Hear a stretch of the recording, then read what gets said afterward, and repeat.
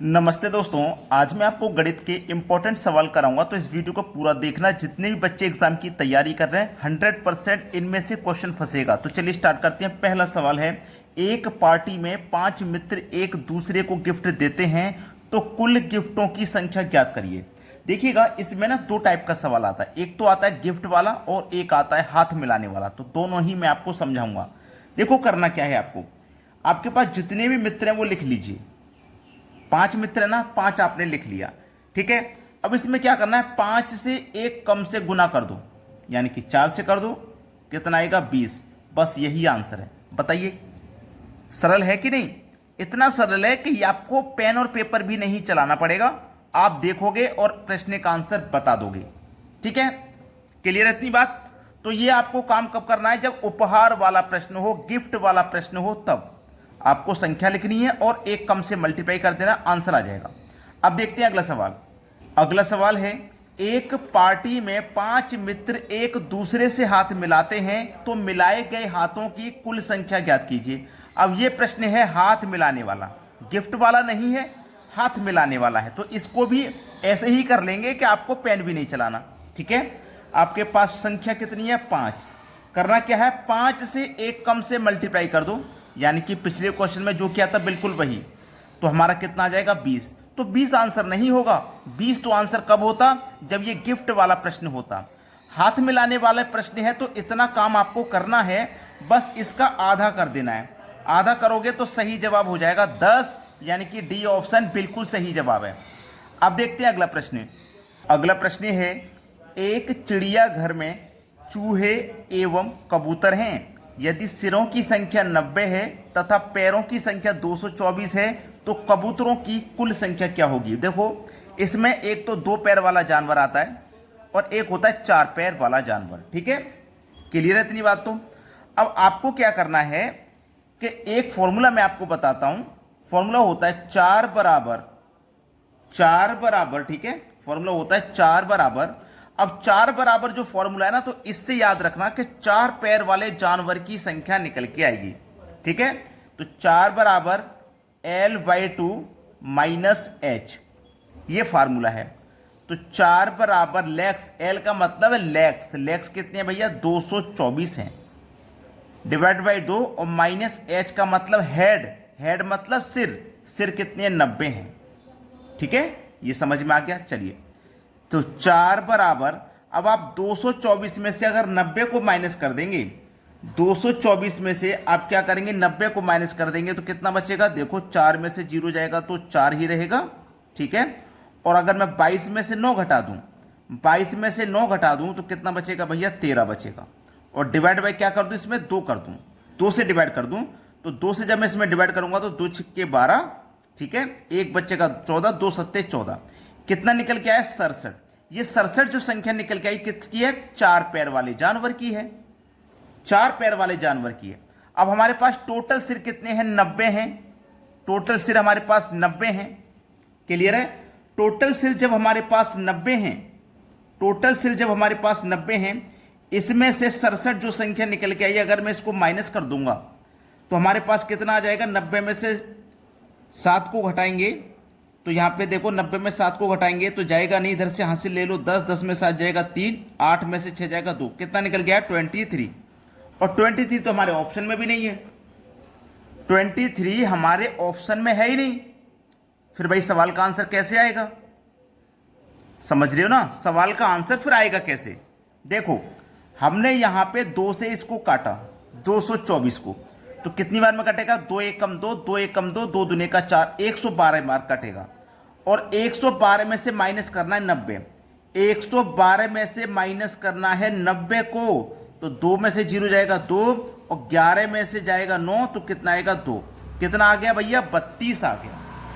कितना आ गया? 22 आ गया ना यहाँ पे। अब हमारा 22 भी ऑप्शन में नहीं है। ये जो 22 है ना, ये 4 पैर वाले जानवर की संख्या है। बात समझ रहे हो कुछ? ये हम क्या निकाल रहे हैं? 4 पैर वाले जानवर की संख्या। टोटल संख्या 90 है, ठीक है, टोटल संख्या 90 है सिरों की।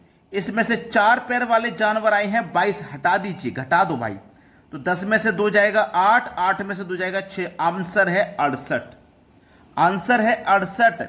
मैंने आपको सब कुछ बता दिया, जहां आप गलती करते हैं वो भी बता दिया। गलती पहले आप कहां करते हो कि 224 में से 90 माइनस कर दिया, 224 में से 90 माइनस करिया तो कितना आया भैया 134, फिर 2 से डिवाइड किया, इस 2 से तो 67 आया। जबकि हमें 2 से इसमें घटाने के बाद डिवाइड थोड़ी करना, 2 से तो हमें डिवाइड करना है इसमें। तो मैंने फिर यहां पे जब गलत आंसर आया तो फिर मैंने आपको बताया कि 2 से जब हमने 224 में डिवाइड किया तो 112 आया। अब 112 में से माइनस करो 90 को, तो माइनस करें 22 आ गया। तो ये 4 पैर वाले की जानवर की संख्या है तो निकाल लें, तो 4 पैर वाले जानवर 22 हैं। हमको कबूतर बताना है 2 पैर वाला जानवर, तो टोटल जानवर 90 हैं। 90 में से 4 पैर वाला 22 है, तो 4 पैर वाला घटा दीजिए तो 2 पैर वाला बचेगा। उम्मीद करता हूं जो बच्चे टिके हुए हैं, वीडियो को पूरा देख रहे हैं, सारी बातें सीख के जाएंगे, एग्जाम में कभी कोई गलती नहीं करेंगे। अब देखते हैं अगला सवाल। अगला सवाल है, किसी व्यक्ति के पास कुछ मुर्गियां तथा गाय हैं, इनके पैरों की संख्या 140 तथा सिरों की संख्या 48 है, तो मुर्गियों की संख्या ज्ञात कीजिए। ठीक है, देखो यहां पे मुर्गी 2 पैर वाला जानवर है, गाय 4 पैर वाला जानवर है, संख्या पूछा 2 पैर वाले की। हम 4 बराबर फॉर्मूला लगाते हैं, L/2 माइनस H।